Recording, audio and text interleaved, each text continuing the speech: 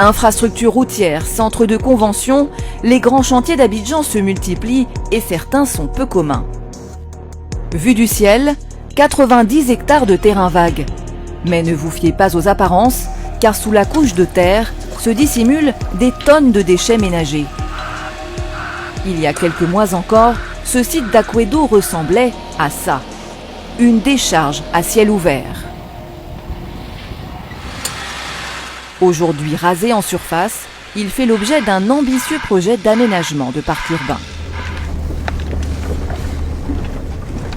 Ça va être un immense parc, le plus grand parc d'Abidjan, et qui donc ça va être avec un traitement paysager et puis des promenades, des zones d'activité culturelles, etc. Mais avant, il faut encore poursuivre la dépollution du site. Salut les gars. À certains endroits, les déchets ont la peau dure, formant une couche souterraine de dizaines de mètres de profondeur. Sur la zone A, qui est la zone médiane, on est aux alentours de 20-25 mètres de profondeur. Et sur les zones B et C, on est jusqu'à 30 et peut-être 35 mètres de profondeur de déchets. C'était un gros ravin qui a été rempli, quoi. Pour éviter que déchets et gaz nocifs ne remontent à la surface, les travaux d'une dalle souterraine sont en cours. Il ne faut surtout pas que ça s'arrête, quoi. D'accord ? Même ce week-end, là. Ce Okay. silo, il est plein. Oui. Et il malasse la bétonique. Quand ça diminue, on Ok. complète à chaque. Ça, c'est les tubes pour les tests.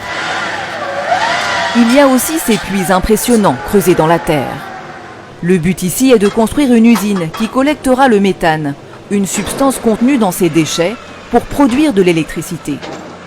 Ça va être une usine où on va récupérer tout le biogaz qui est dégagé, qui est récupéré dans les puits. Il y a un réseau aérien qui amène tout ça ici.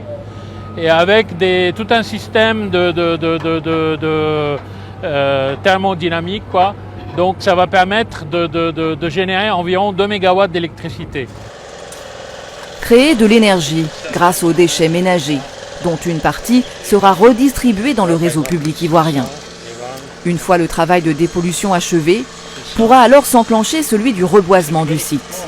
Objectif, en faire un parc luxuriant. Les futurs arbres poussent dans cette pépinière surveillée de près par ce paysagiste. Et au niveau de l'enracinement, on n'a pas des plantes qui s'enracinent trop fort dans le substrat là. Vous avez vérifié? Ça a déjà été coupé là, on a déjà coupé ici. Là c'est impressionnant.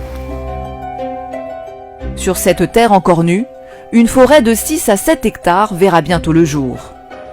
Elle comprendra plus d'une centaine d'espèces d'arbres, mais aussi de fleurs ou encore d'herbes recouvrantes. Un parc unique en son genre. C'est complètement étonnant d'envisager un programme pareil de cette ambition-là, sachant que l'ambition, elle n'est pas qu'environnementale, elle est sociétale aussi. Il y a quand même une vraie démarche qui consiste à réconcilier le site avec sa population. La livraison du parc est prévue pour juin 2023.